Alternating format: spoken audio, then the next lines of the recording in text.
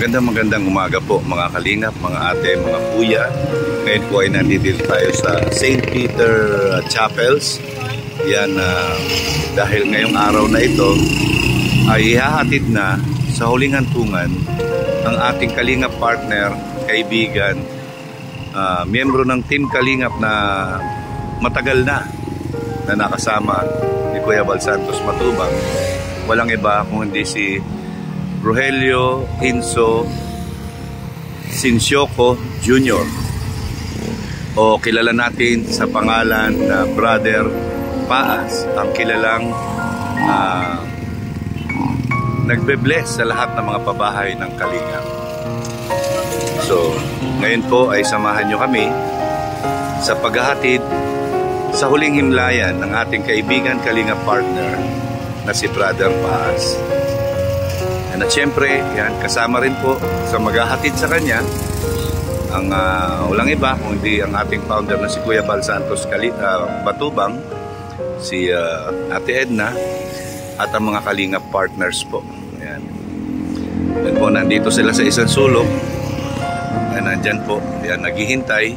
Ngayon pong alauna ay ilalabas na at ihahatid na sa huling hantungan ating kaibigan na si Brother Paas. Samahan niyo po kami mga Kalingap, mga ate, mga kuya sa paghahatid kay Brother Paas sa kanyang huling himlayan. Yan, sana po ay gabayan siya ng Panginoon papunta sa langit at gabayan siya na naway maging masaya siya kung saan man siya naroon. So ayan po mga Kalingap, ayan, ilalabas na po si Brother Paas at ayan po ay ihahatid na natin sa huling hantungan. So ayan po, samahan niyo po kami mga Kalingap. So ayan na po mga Kalingap, ang lahat po na nakikiramay kay Brother Paas. Ayan. Isa-isa na pong nilalabas ang mga bulaklak na sinasakay na sa service po ng St. Peter Chapels dito po sa Barangay Pasig, Daet, Camarines Norte. So ayan po mga Kalingap. Ayan.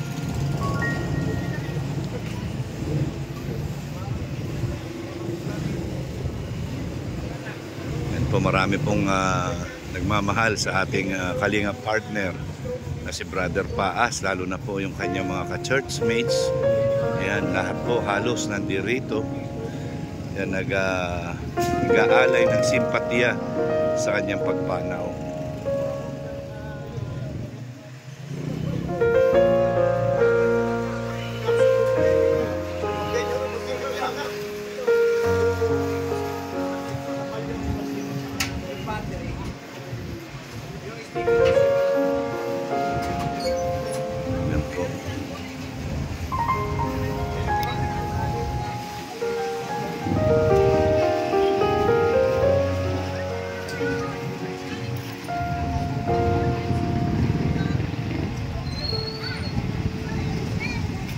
Yan po yung kanyang naiwang may bahay.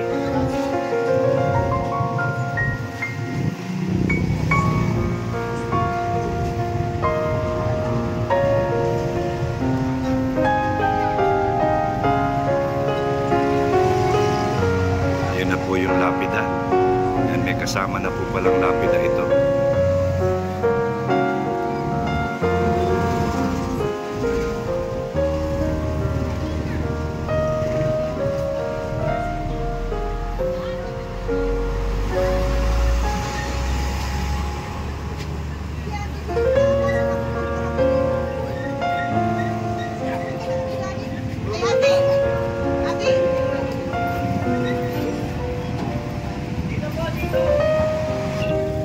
Yan po mga Kalingap, dumating na po yung mga karo na magsasakay kay Brother Paas papunta sa kanyang huling hantungan. Yan po, nandyan din po ang pamilya ng naiwan ni Brother Paas. Yan po sila.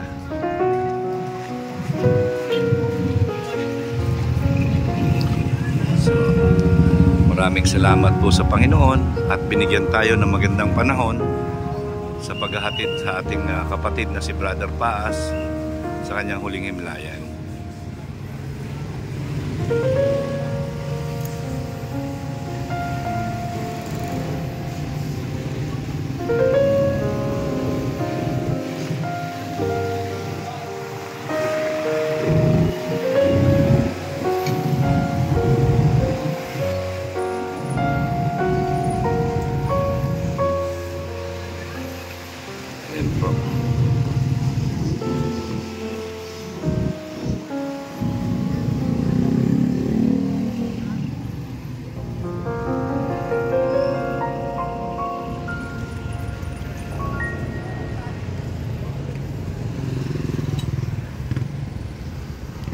Na po, yung mga kasama natin po ay nagready na sa mga sasakyan. Nagready na po. Si Kuya Bal po, yun nando sa kabila. Hintayin po natin ang paglabas ng Brother Paas.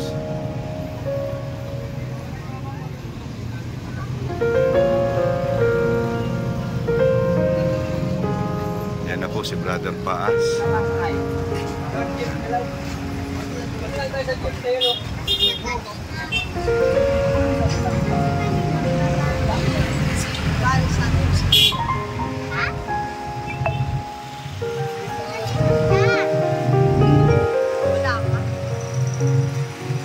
So, ayan na po si Brother Paas. Yan.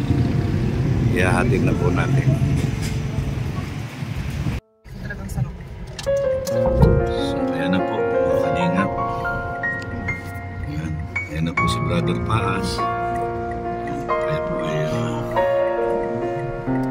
susunod na.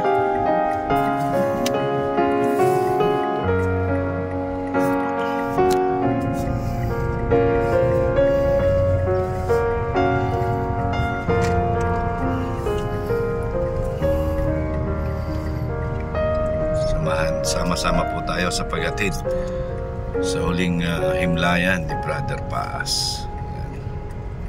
At mananatili sa ating mga puso ang kanyang kabaitan, yan, at ang kanyang iniwanan ng mga pangaral sa bawat isa sa amin. Yan. Sobra pong dalisay ng kanyang puso at pagmamahal niya sa Panginoon. Yan.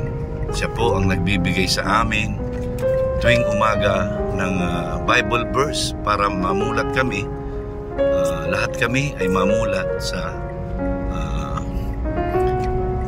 maka-Diyos na pamamaraan na pagtulong sa ating mga kababayang Pilipino.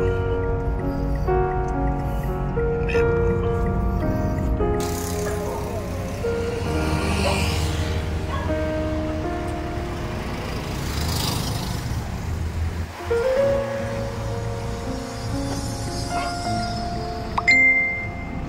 Nandito na po kami sa Talisay. Yan. Madami pong libing.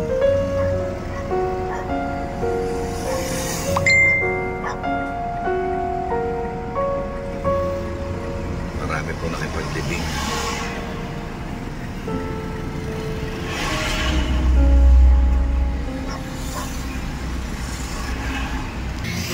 Yan na po.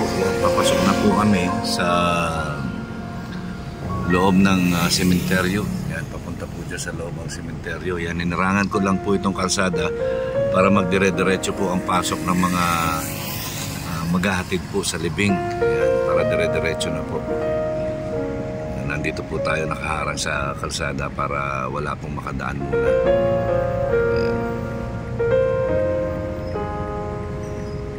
Yan na po mga Kalinga partners, mga kasamahan sa church. Yan. Dito po lahat. Team Brooks nandito rin po. Yan, lahat po ng mga team.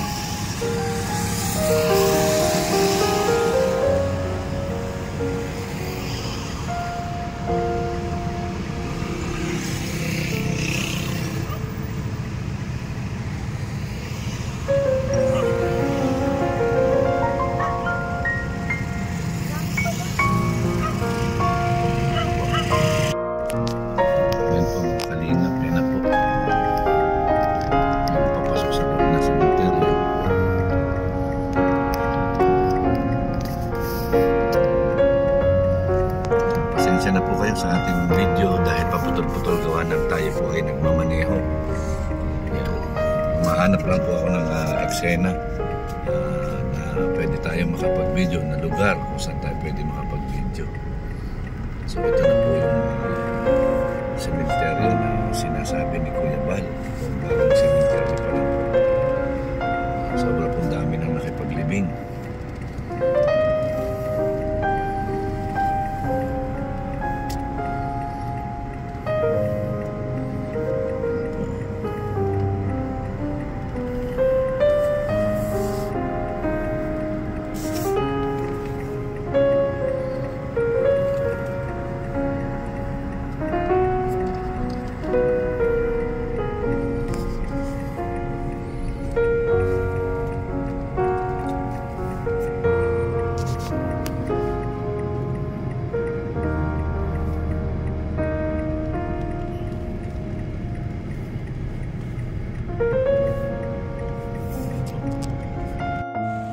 Okay po mga kalingap, yan, nandito na po kami sa sementeryo. Ito po ay ayon kay Kuya Bal, ito po ay bago lang na ginawang sementeryo. Yan po. At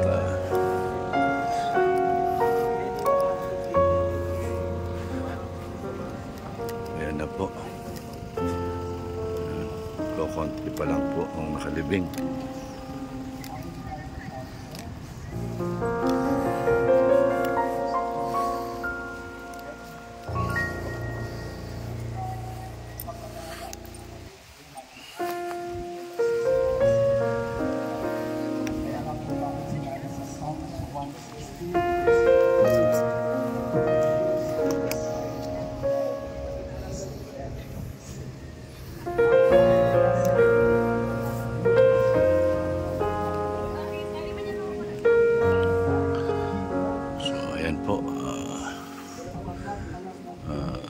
Binabasahan po ng Biblia ng isang pastor, si Brother Paz.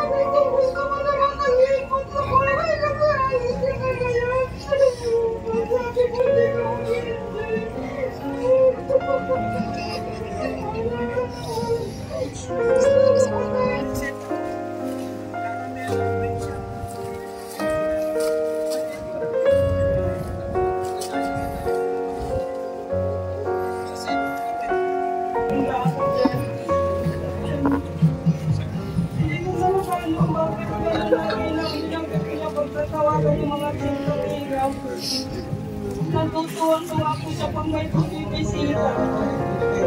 Para pang bumibisita po siya, parang wala nang pagkakitawa po niya at ang saya talaga. Kaya, salamat at yun nga po yung class na gabi na yun. Sabi niya, ano ba, may sakit ka rin, may sakit din ako. Baka magsabay na lang kala. Magsabay saan? Hindi naman tayo magsabay. Pero salita lang kanya. So yun mga kalingap, ayan po, naihatid na po natin sa huling himlayan si Brother Paas. Hindi po natin natunghayan yung pasok ng ataol sa nicho, gawa ng napakalakas po ng ulan. Ayan, sama-sama po tayong manalangin para sa kapayapaan ng kaluluwa ng ating kaibigan, minamahal na si Brother Paas. Maraming salamat po sa lahat ng mga supporters, mga kalinga partners, mga Christian Fellowship members na umatin po dito po sa ating huling paghatid sa himlayan ni Brother Paas. Sana po ay i-bless ni Lord tayong lahat, nabigyan tayo ng mahabang buhay at malusog na pangangatawan. Maraming salamat po ulit sa inyo. Yan. Suportahan po natin ang Premier Live po ni Kuya Bal dito po sa Huling Hantungan ni Brother Paas. Maraming salamat po sa lahat ng mga sumuporta at nanood at nakisimpatya dito sa ating video para kay Brother Paas. Mabuhay ka sa langit, Brother Paas. Bigyan ka ng kapayapaan ng ating Panginoon. Gabayan ka papunta sa langit. Maraming salamat po. Magandang umaga po sa inyong lahat.